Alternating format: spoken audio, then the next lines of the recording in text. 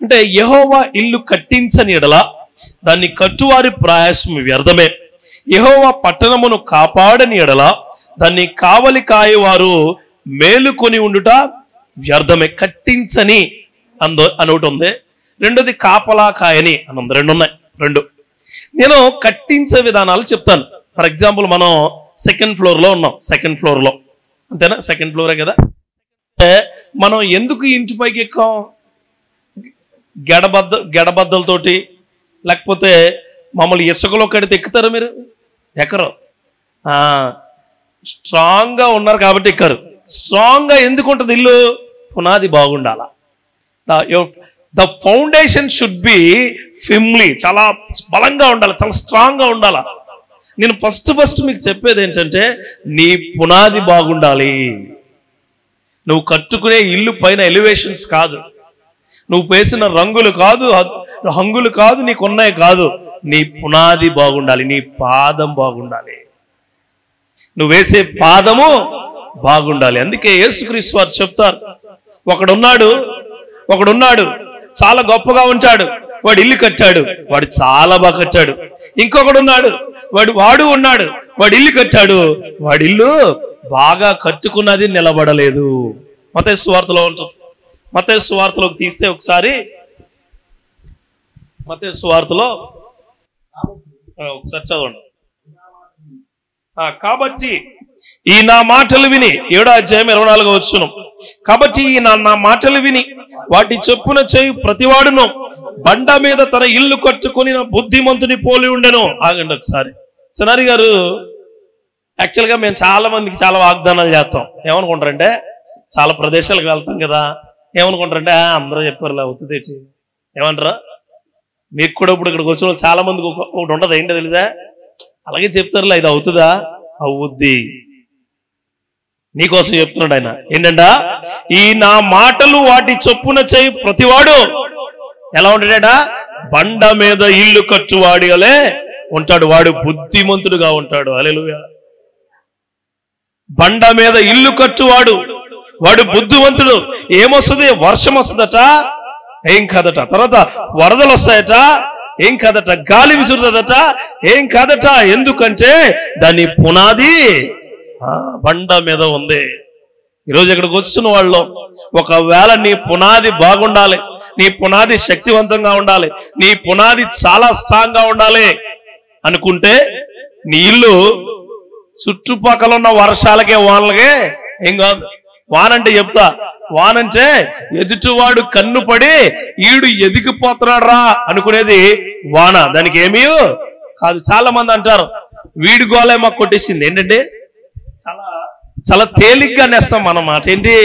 రోజు చూసేవాడు వీడి గోలే మాకు కొట్టేసింది. బండ మీద ఇల్లు కట్టుకునే పునాది లాంటి స్వభావం నీకుంటే ఏ వాన నిన్నేమీ చేయలేదు. ఎగ్జామ్స్ రాసిన పిల్లలు అంటారు, నేను ఎగ్జామ్కి వెళ్తూ ఉంటే ఆవిడ ఎదురొచ్చింది. ఎలాంటి వారు ఎదురొచ్చినా నిన్ను జయకరంగానే ఉంచుతాడు దేవుడు. హల్లెలూయా అనుకోవచ్చు. ఇదిగో లేచిన వేళా విశేషం బాగలేదు, నువ్వు ఏ వేళా విశేషంలో లేచినా ఆయన వేళలో నువ్వు పునాదిగా ఉంటే, పునాది ఆయన ఉంటే నీ జీవితంలో నిన్ను ఎవరు కూడా కదిలించలేరు. ఇంకోటి ఉంది, ఏంటి? గాలి వరదలు వస్తాయట. వరదలు ఎక్కడ వస్తాయటే మన ఇంట్లోనే వస్తాయి వరదలు. కొడుకు రూపేనో, కోడల రూపేనో, కుమార్తెల రూపేనో, భర్త రూపేనో, మనుషుల రూపేనో, లేకపోతే నీ ఉద్యోగంలో ఉండే మనుషుల రూపేనో వరదలు వస్తాయి. ఎలా అంటే నీ దగ్గరికి వచ్చి నువ్వు చచ్చిపోతావు, నువ్వు బాగుపడవు, నీ లైఫ్ అయిపోయింది అనేటప్పుడు నాకు నా దేవుడే పునాది, నా పునాదిని ఎవడు కదిలించలేడు. వేయబడిన పునాది క్రీస్తే. 1 కొరింథీయుల పత్రికలో ఉంటుంది, ఒకసారి తీస్తారా? 1 కొరింథీయులకు రాసిన పత్రిక 3వ అధ్యాయం 11వ వచనంలో ఉంటుంది, వేయబడిన పునాది అని ఉంటుంది. ఒకసారి చదవండి మాట. 3వ అధ్యాయం 11వ వచనం.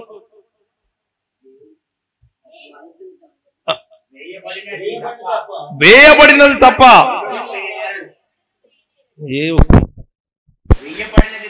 వేయబడినది మరి యొక్క పునాది ఎవడును వేయనేరడు. ఈ పునాది యేసుక్రీస్తే. హల్లెలూయా. Jesus Christ is the only one foundation for your life. దేవుడు పునాది అయి ఉన్నాడు. ఆ పునాది మన దగ్గర ఉంటే మనల్ని ఎవరు కూడా నిజంగా మనం బుద్ధిమంతులైతే ఆ పునాదినే నమ్ముకుని ఉంటాం మనం. ఆవిడ అదే పునాదిని నమ్ముకుని ఉంది.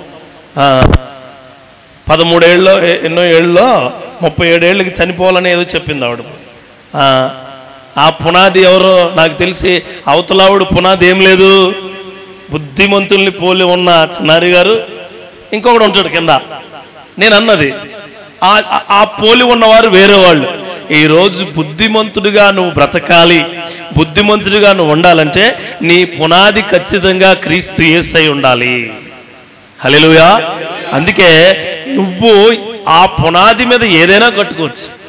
ఉద్యోగం అనే ఇల్లు కట్టుకోవచ్చు, వ్యాపారం అనే ఇల్లు కట్టుకోవచ్చు, కుటుంబం అనే ఇల్లు కట్టుకోవచ్చు, నీ యొక్క రిలేషన్షిప్స్ అనే ఇల్లు కట్టుకోవచ్చు.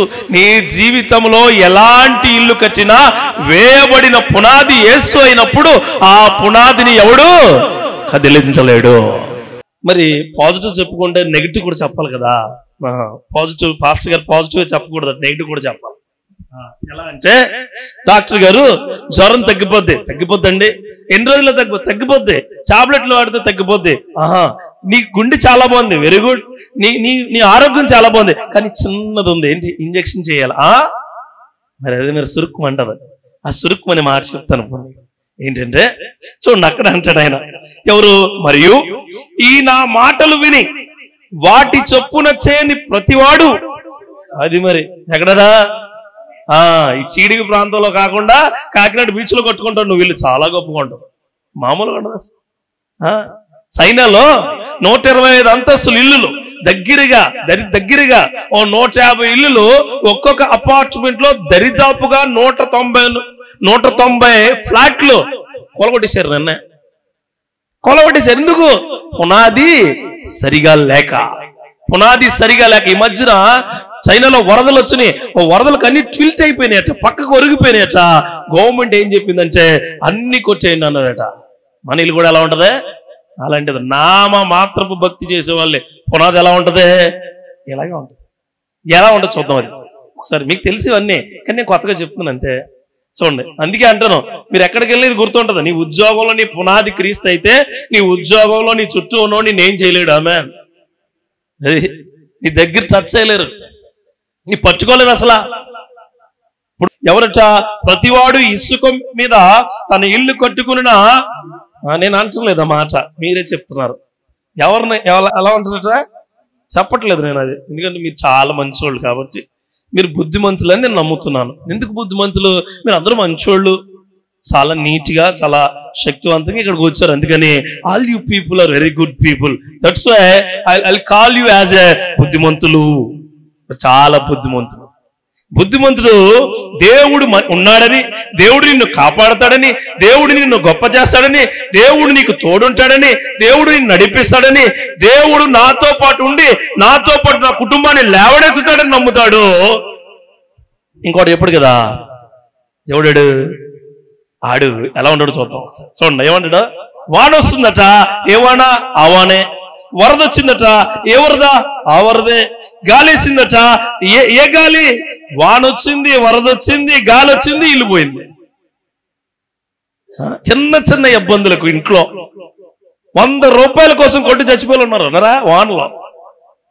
100 రూపాయలు. భర్త టైంకి ఆఫీసుకి రాలేదని చెప్పి భర్తకు విడాకులు ఇచ్చేస్తున్నారు. చిన్న వరద, చిన్నదే జస్ట్ డ్రైనేజ్ పొంగితే దాంట్లో పడిపోయి చచ్చిపోయిందంట. చిన్న వరద. ఇంకా చెప్తున్నాను, గాలివాన. ఈ గాలివాన ఎలాంటిదంటే, భార్య గాని భర్త గాని కోపంగా ఏదైనంటే వెంటనే ఎంత ఫాస్ట్ గా ఫోన్ వెళ్తుందో అంత ఫాస్ట్ గా జనాలు వచ్చేస్తారు. ఇలాంటి గాలివానలు ఇల్లులు కూల్చడానికి ఉంటాయి.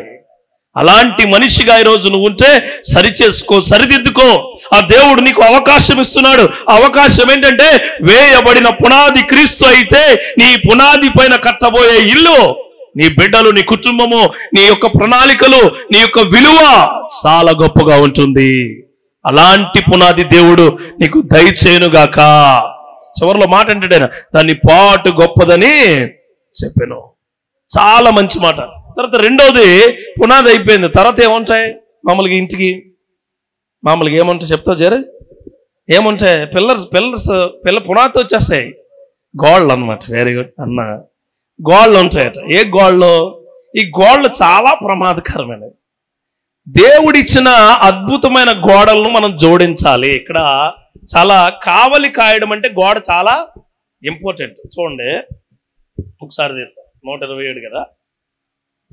ఇక్కడ ఒక మాట ఉంటుంది. ఏంటి? యెహోవా పట్టణమును కాపాడని యెడల దాన్ని కావలి కాయవారు మేలుకొని ఉండుట వ్యర్థమే. ఎంత గొప్పగా ఇల్లు కట్టారు కదా చిన్నారి గారు. గోడలు లేకుండా ఇల్లు కట్టారు అనుకో ఎంత బాగుంటుంది కదా. ఎంత బాగుంటుంది అంటే లేదు. ఇప్పుడు ఈ గోడల్లో కొన్ని మాటలు మీకు చెప్తా. కమ్యూనికేషన్ అనేది చాలా ఇంపార్టెంట్. నా మాటలు మీకు వినపడుతున్నాయి కదా అన్నీ? Very good. అయితే నేను బాగానే మాట్లాడతాను అంటే మీకు అర్థమవుతుంది అన్నమాట. దాన్నే కమ్యూనికేషన్ అంటారు. నా మాట మీకు వినపడడం, మీరు వినపడుతున్నాయని నాకు చెప్పడం, నేను వినడం, అది కమ్యూనికేషన్. ఇంటిలో దేవుడి యొక్క క్రియలతో ఉండే మాట నిలబెట్టబడును గాక. ఆదికాండం 3వ అధ్యాయంలో చాలా గొప్ప కమ్యూనికేషన్ జరుగుద్ది. దేవుడికి ఆదాముకి, దేవుడికి అవ్వకి, ఆదాము అవ్వగా ఏర్పడి దేవుడికి వాళ్ళిద్దరు కుటుంబానికి జరిగే కమ్యూనికేషన్ చాలా మంచిది. ఎప్పుడైతే అవ్వ సాతానుతో కమ్యూనికేట్ చేయడం మొదలెట్టిందో, ఎప్పుడైతే సాతానుతో మాట్లాడడం మొదలెట్టిందో, ఇది నిజమా, ఇది గొప్పదా, ఇది శక్తివంతమైనదా, ఇది నిజంగా ఉంటుందా అంటే గోడలన్నీ కూలిపోయాయి. మూడో అధ్యాయంలో చూడండి ఏమని స్త్రీకు చెప్పుద్ది. ఏమని?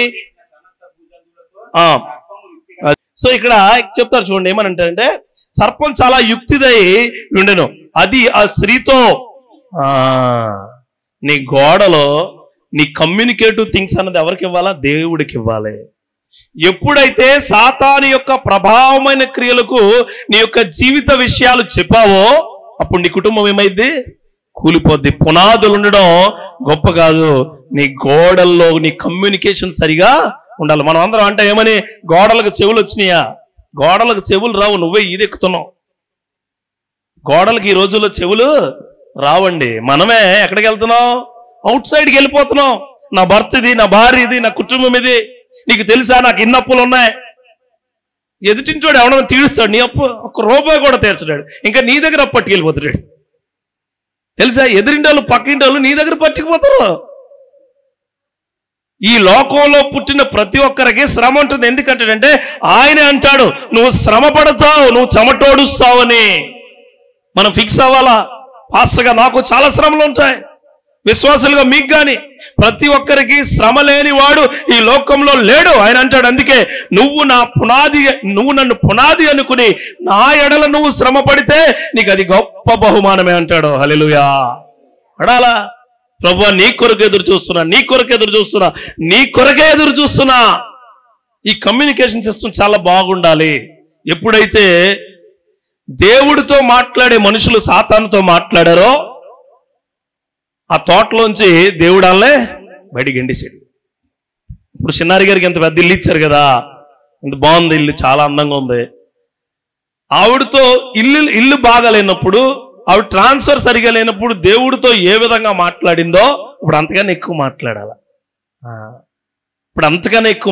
అందుకే చెప్పాను ఖచ్చితంగా నేను గుర్తుంటాను. నీకు ఖచ్చితంగా మనకి ఏమీ లేనప్పుడు దేవుడితో ఎలా ఉన్నామో అన్ని దేవుడు మనకిచ్చినప్పుడు ఇంకా బాగుండాలి.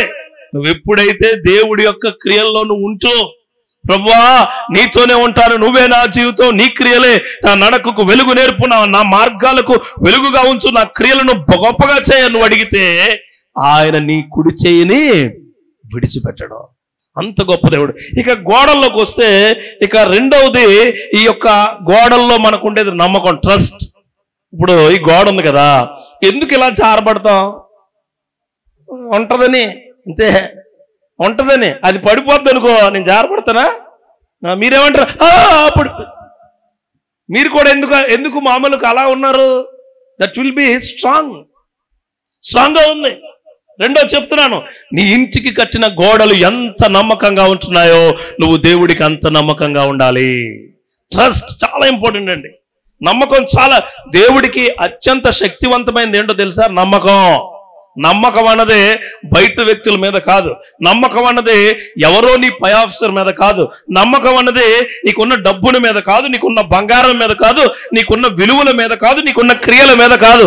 అన్నిటికంటే నమ్మకం ఉంచాల్సిన ఒక వ్యక్తి ఉన్నాడు. ఆయన నజరేయుడైన క్రీస్తు. ఆయన్ని నమ్మితే సిగ్గుపడిన వాడు ఈ లోకంలో లేడు ఉండడం. హల్లెలూయా. నా దేవుడు అంత గొప్ప దేవుడు. ఆ దేవుడు నీకు తోడుగా ఉంటే ఏదైతే, అందుకే చెప్తున్నాను, ఈరోజు నమ్మో.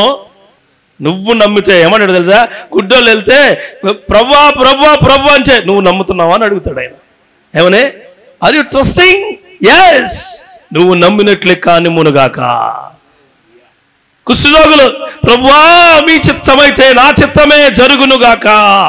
దేవుడి నామలో చెప్తున్నాను, నమ్మకం అన్నది చాలా గొప్ప విషయం. చూడు, దేవుడిని నమ్మునోళ్ళు భార్యను నమ్ముతారు, భర్తను కూడా నమ్ముతారు.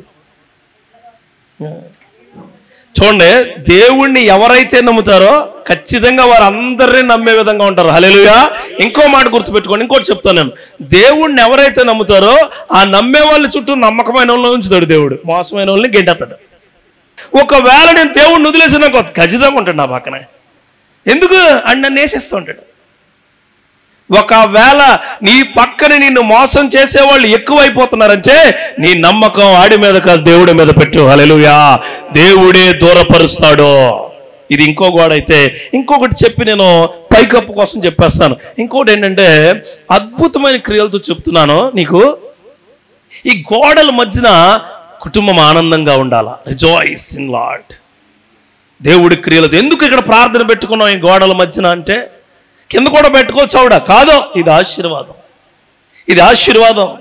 దేవుడు నిజమైన ఆనందం ఏంటంటే, గట్టిగా టీవీ పెట్టుకుని మంచి డాల్బీ డిటిఎస్లో ట్రెండింగ్ సాంగ్ పెట్టుకుని బాగా రిమోట్ బాగా పెంచి అన్ని తలుపులు వేసుకుని డ్యాన్స్ వేసేస్తే చెమటలు వస్తాయి, కాళ్ళు అవుతాయి, అంతే.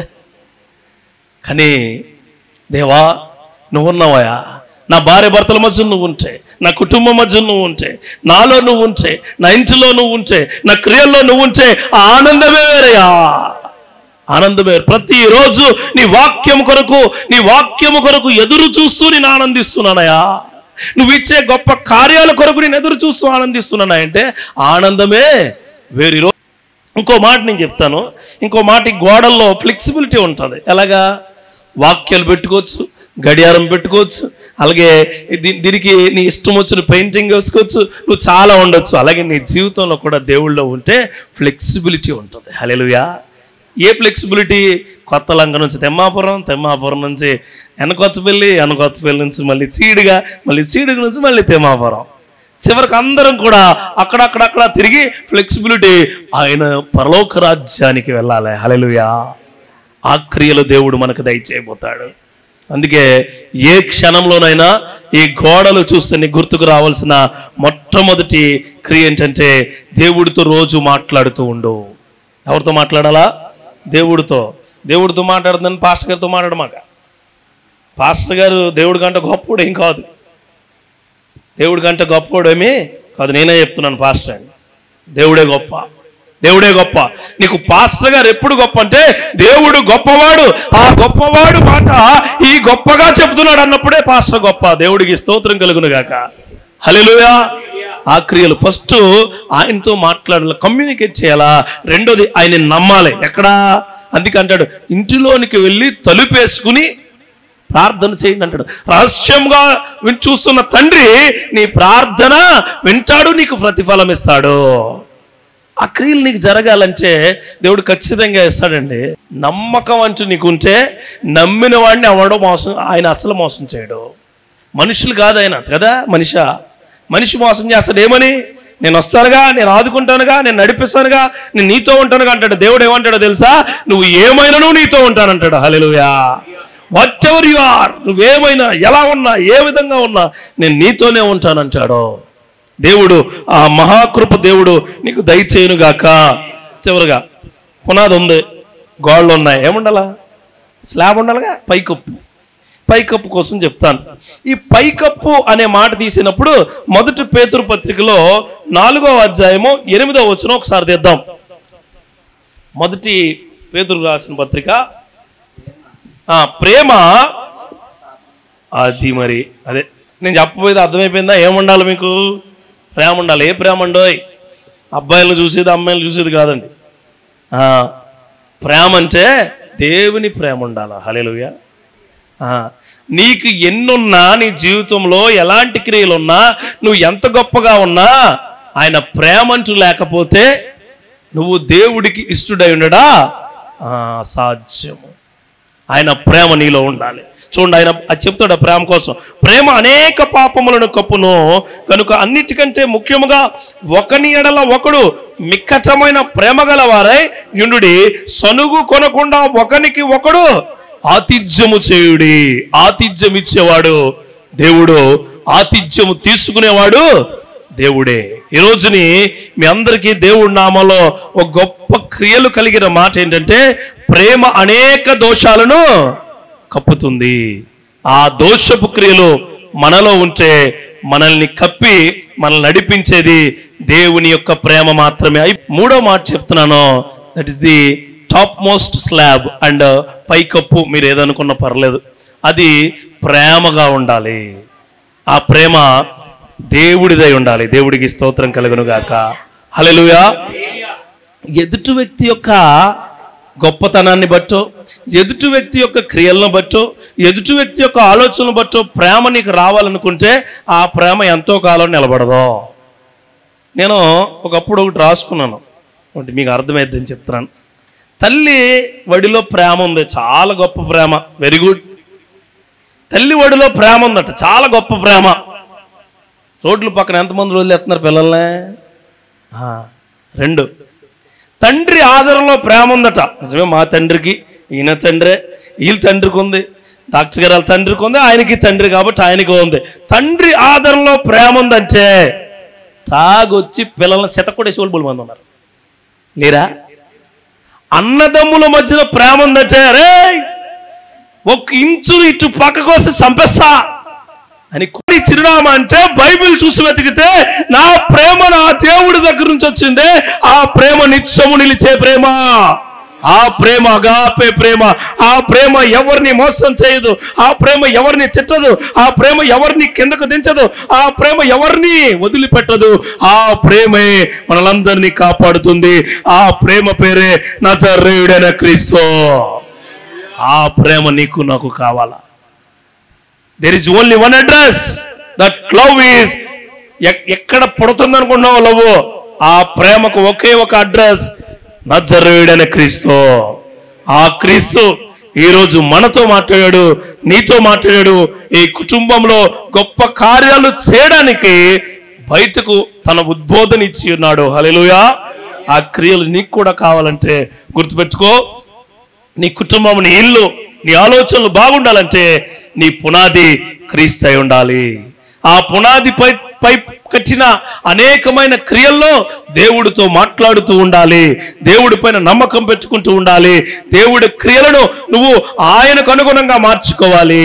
అలాగే నీ యొక్క ఏ ఇల్లు అయితే ఉందో ఆ ఇంటి చుట్టూ దేవుడి ప్రేమాక్రియలను పొందుకునే కృపా భాగ్యాన్ని నువ్వు కలిగి ఉండాలి. మనల్ని కాపాడేదే ఆయన ప్రేమ.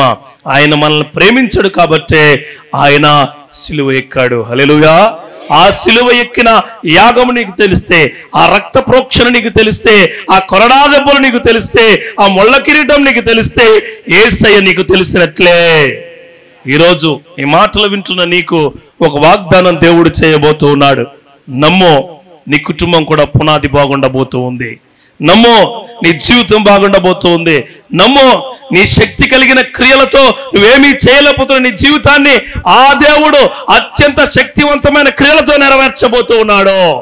Either that will be education, either that will be your job, either that will be your disputes in your family. అంటే నీ కుటుంబంలో గొడవలు, ఇబ్బందులు, తలపోట్లున్నా తీర్చగలిగేవాడు, సమాధానం ఇచ్చేవాడు నజరేయుడైన క్రీస్తు.